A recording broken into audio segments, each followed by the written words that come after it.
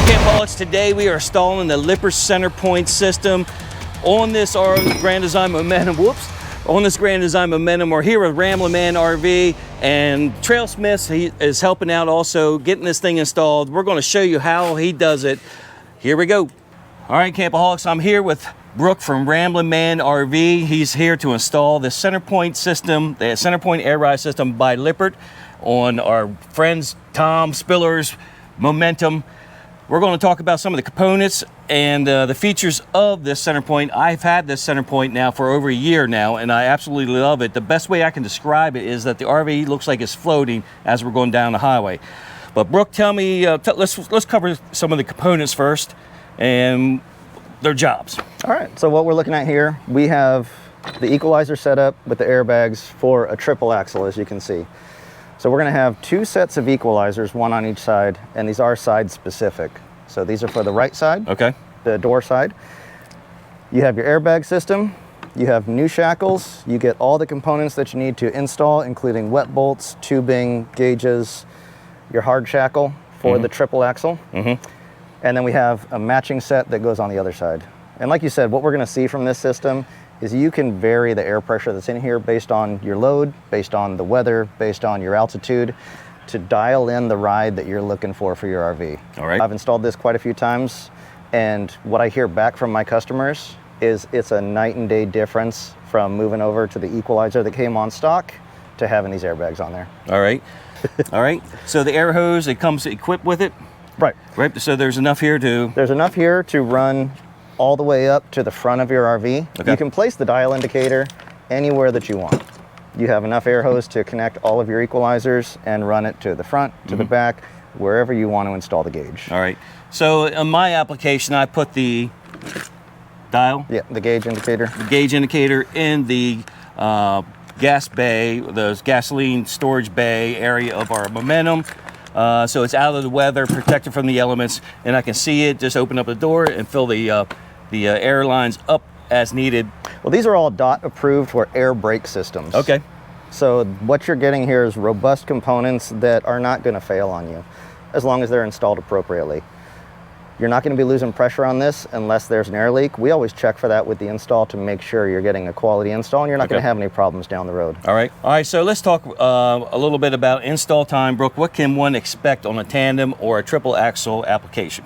So on a tandem axle, what you're looking at here is basically going to be your components, minus these, of course. Install time, you're looking at about 4 to 6 hours for a tandem and about 6 to 8 hours on a triple. 6 to 8 hours on triple, right. I will tell you, I had mine installed at Lippert. Lippert Plant 82, they installed them right there. It took about 7 hours for two men to get the job done, minus a lunch break probably, but it's about typical, right? Yeah. Okay. Now what's this component here? So one thing that we do different on the triple is we need one of these shackles to be basically attached to your equalizer, Okay. and solid to the frame. With triple axle, you always want to be worried about the center axle, and you don't want to have two inverted shackles. That'll drop your center axle completely down. So what these tie plates do, and what this brace does, is it comes on the inside of the first equalizer to not allow your center axle to drop down. Okay. So it just adds more stability in a triple axle application. All right, well, we don't want to hold Brooke up. Is there anything else you want to add to it? Nope, I think we're good. All right, Yeah. we're going to go ahead and film this install for you so you can see the application, how it is installed on this unit, on this triple axle unit, and the end result. All right, here we go.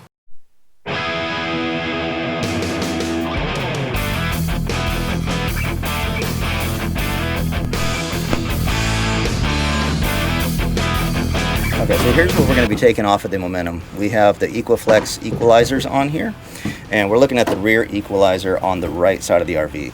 You can tell the suspension's been really well cared for because it's dirty. If I walk up and I see a clean suspension, I know there's going to be more problems.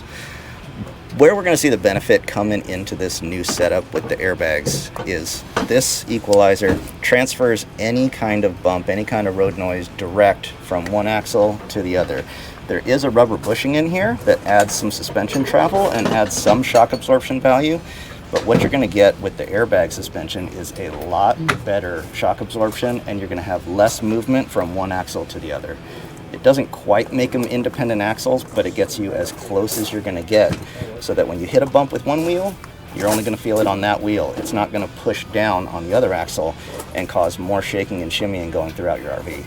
The place you're really going to notice this is in your cabinets. Things are going to be a lot more stable. You're going to have a lot less cleanup when you arrive at the campsite and set your rig up.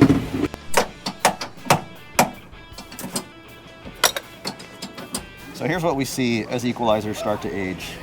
The rubber bushing in here that's providing your shock absorption is going to compress, and you're losing some of that shock absorption value.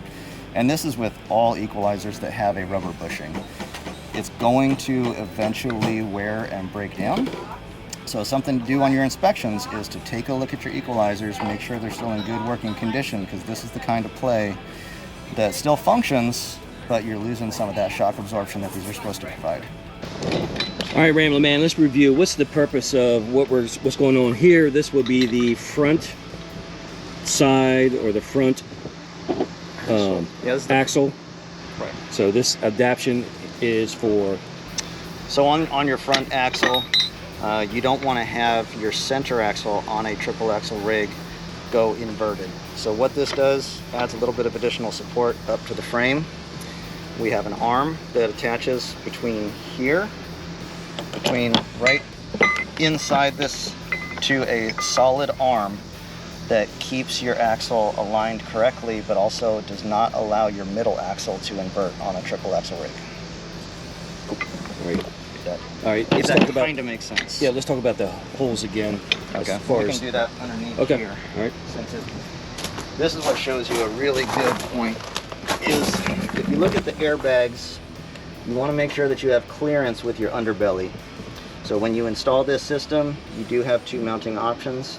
You don't want to run the airbags into your underbelly to cause any kind of damage to your rig or to prematurely wear the airbags.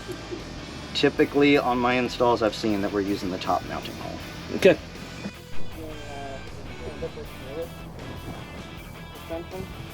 Yes. That thing. This is not the Lippert approved way of doing this. They want you to put a floor jack under here, but I work out of my truck, so I am my own floor jack. And of course, a second set of hands always comes in handy, and I'm probably going to need a pry bar again over here.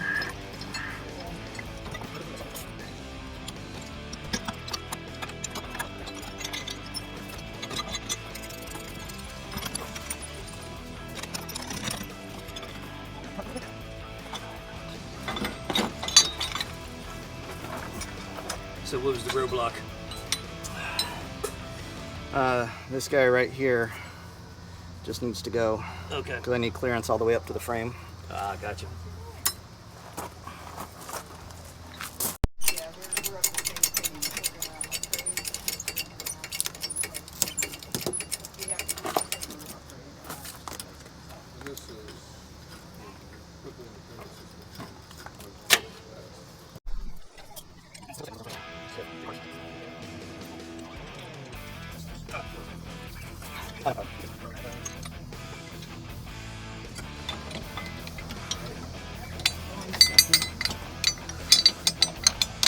Go ahead.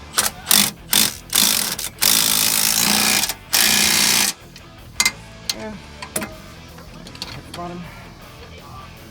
I think you can get on the bottom on this side.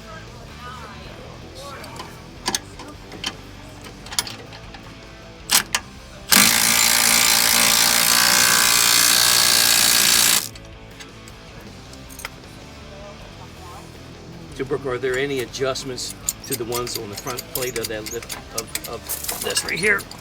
Those are a To factory. this right here, no. This all comes set up from the factory. No adjustment points that we have to touch here. Okay. We are going to change this shackle down to the middle bolt hole, just like we did for the rear.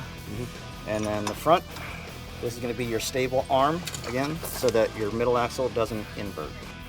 There's a little tip, huh? I'm going to grab another one so you can lift it up.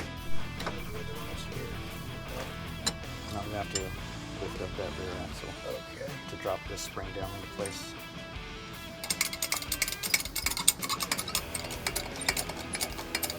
Yeah, but I'm not close enough to the pole yet. So yeah, if you can might be able to manually lift it. Some manual labor in it.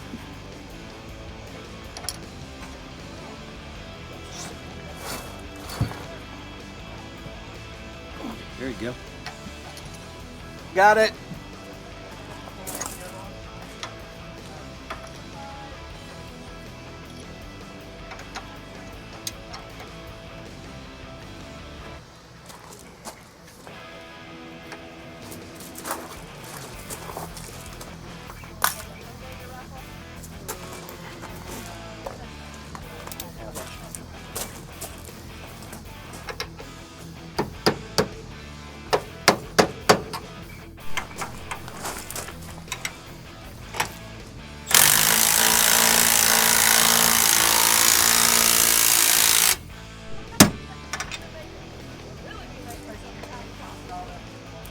All right, so we're getting to the step where we're installing the pressure gauges. With the tandem axle, you're only going to get one of these, one setup with the gauge and the trader valve. With the triple axle, you're going to get two sets like you see here. Either way you go, I highly recommend having two sets. What you're going to gain from that is you can set one gauge up for the passenger side, one gauge up for the driver's side, and every rig has a heavy side. It's your kitchen side. You can level out your rig when you have two of these. If you only have one on a tandem axle, you don't get to level your rig the same way. Two ways to install this. We have the plate that comes with the kit, or where we're going to install this on this rig, right here in the gas bay. I've already pre-marked two holes. Check behind there to make sure that there's nothing in your way. And of course, we are around gas. We're not going to be causing any sparks, but you want to make sure that you're safe. So let's get going. Okay, so the hole saw that we're using is 1 5/8 and a 3/8 bit for the Schrader valve. Oh, look at that. It's a family affair. Right, it is, yeah. Right? Ramblin' woman over here. Yeah, Ramblin' woman. How do you want it labeled? Driver, passenger, left, right? Driver, passenger. Okay. That's how I like it. All right, so here we are. We've got the air lines installed from the airbags, getting ready to go to the flex line. We have one on each airbag. So you're gonna have 4 of these for a triple and 2 of these for a tandem. As you're looking over here, you can see some of the things that we may encounter when we're installing systems such as this. The plumbing gets in the way, and you have to reroute the black pipe around the airbag, and you need to make sure you give it enough clearance to where there's not gonna be any impact there.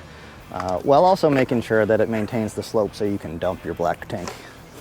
This is most common on the triple axles with a rear bath. So if you see that, just know this may be part of your process if you're DIYing this at home. Super.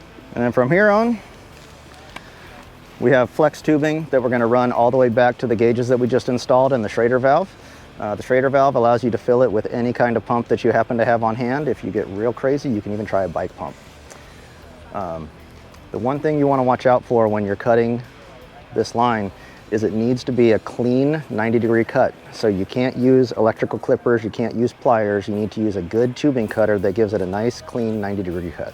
Yeah, I was going to ask that. How do you, because as a DIYer, I know darn well I would probably have a leak. so what's the best way for leak prevention when installing? So get yourself a nice set of PEX cutters. Okay. These give you a flat base to where you can have the tubing and cuts at a nice, clean, sharp 90-degree angle. If you put it in any kind of clippers, what it's going to do is it's going to crush the tube and then cut it, and you're not getting that clean 90-degree. And if you don't have that 90-degree and you seat in these fittings, you're going to have an air leak. So that's something that you need to be on the lookout for. Once we get this all installed, we're going to run a pressure test through here, spray it down with some leak detect, make sure that everything in here is holding pressure, and then the customer's ready to go. You always want to make sure you have a clean end to start with. So if you look at this guy, the factory end doesn't always come out clean. This one's actually pretty nice, but it's not a 90-degree cut. And when we're starting running this out, you can dry fit it. And then I secure it up there with some 1/4-inch steel clamps.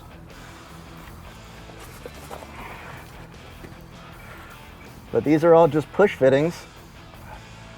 You get it in there nice and square, push it in tight until it seats. We can dry fit as we're headed over to the next one. And there are tees included in this kit so that you'll be able to run all of this line with enough slack to be able to fit everything where you want it.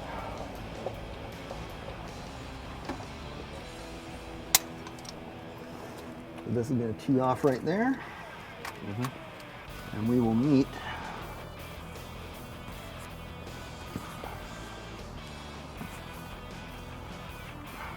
So just a push and play. it's just a push to fit. Push to fit. Kind of like a PEX. And we will give ourselves some room, grab a tee, we'll connect these, and we'll run it right back to the gauge. All right.